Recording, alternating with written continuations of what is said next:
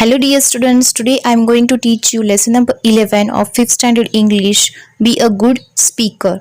Okay, now speaking means what? बोलने वाला वक्ता. Now in this lesson we are going to learn about how to speak and how to become a good speaker. It is very crucial to become a good speaker when you want to gain information or knowledge from surrounding.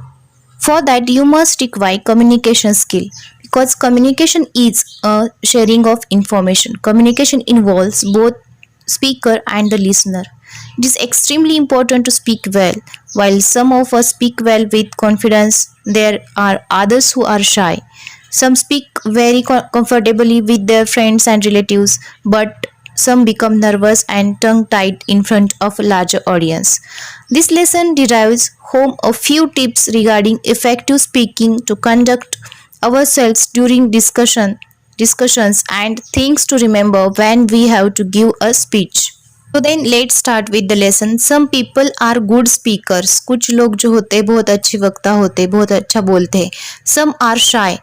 और कुछ जो होते हैं वो क्या होते हैं, शर्मीले होते हैं या बोलते टाइम संकोच करते हैं. Some speak easily with their friends and relatives. कुछ लोग होते हैं जो उनके फ्रेंड्स के साथ, दोस्तों के साथ या फिर उनके रिश्तेदारों के साथ बहुत अच्छी तरीके से आसानी से बात कर लेते हैं. But become nervous in front of a big audience. लेकिन बहुत सारे लोगों के सामने वो क्या हो जाता है, ऑडियंस मीन सुनने वाले या फिर दर्शक श्रोतागण जो होते हैं उनके सामने नर्वस, बेचैन और घबरा जाते हैं. Okay, what about you?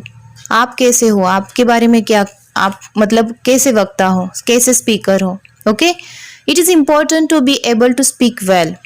ये बहुत ज़्यादा ज़रूरी होता है कि अच्छे से आप बोल पाओ. Okay, and if you make up your mind it is not very difficult to do so. And अगर आप आपका मन बना लो, आपके माइंड को तैयार कर लो इस चीज़ के लिए कि नहीं मैं अच्छा बोल सकता हूँ, मैं अच्छे से बोल सकती हूँ, तो ये क्या है, बहुत ज़्यादा डिफ़िकल्ट नहीं है, बहुत ज़्यादा मुश्किल नहीं है करना. Remember these few things when you speak.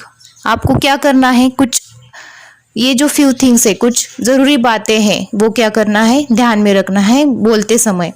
Speak clearly. आपको क्या करना है, क्लियरली बोलना है. क्लियरली मीन्स स्पष्ट रूप से बोलना है.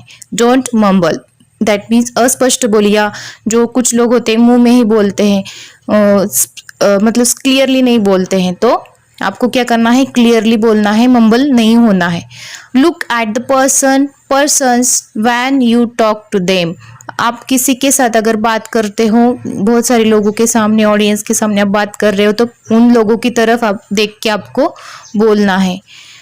You should not be too loud और too soft.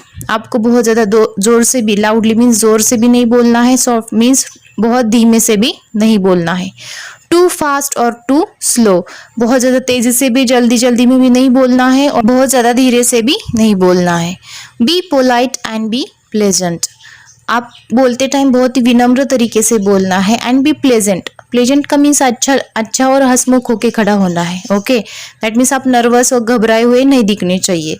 Give a thought to the other person's feelings and interest.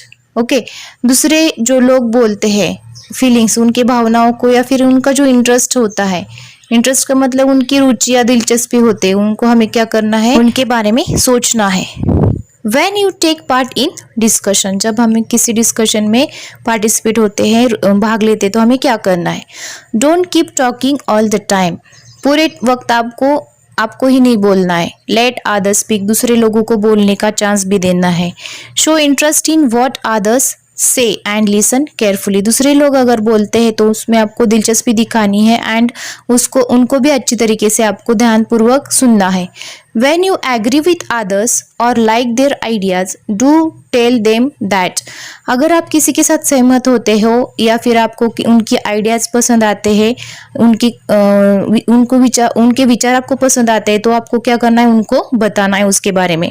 Do share your own thoughts. आपके खुद के थॉट्स, आपके खुद के विचार भी आपको उनको शेयर करना है, उनको बताना है. And ideas with others. And आपके आइडियाज़ भी दूसरे लोगों को बताने हैं.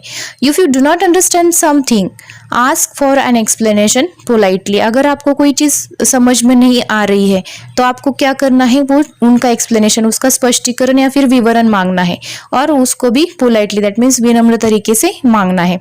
Use polite words and expressions When you want to interrupt someone, आपको अगर किसी को बीच में ही टोकना है तो आपको क्या करना है? यूज पोलाइट वर्ड्स, विनम्र शब्दों का और उच्चारणों का उपयोग करके उनको रोकना है, बीच में अगर किसी को बोलते समय रोकना है तो। When you disagree with someone, अगर आप किसी के साथ सहमत नहीं हो, और when you seek explanations, अगर आप उससे एक्सप्लेनेशन मांगना चाहते हो, विवरण मांगना चाहते हो, and give them, ओके, तो आपको वो देना है। When you want to give a speech, अगर आप स्पीच देना चाहते हो, जब भी आप स्पीच देना चाहते हो तो आपको क्या करना है? Plan your speech in advance, आपको आपका स्पीच पहले ही तैयार करके रखना है। Note the points and arrange them properly, आप जो बोलना चाहते हो उसको पॉइंट वाइज आपको नोट करके रखना है एंड उसको अरेंज करना है प्रॉपरली, अच्छी तरीके से उसको अरेंज करना है। Rehearse the speech in your mind and go ahead, rehearsal का मतलब है उसको दोबारा दोहराना है आपके मन ही मन में, या फिर उसका अभ्यास करते रहना है आपके खुद के माइंड में, मन ही मन में उसको दोहराओ एंड गो अहेड एंड आगे जाके स्पीच दे दो।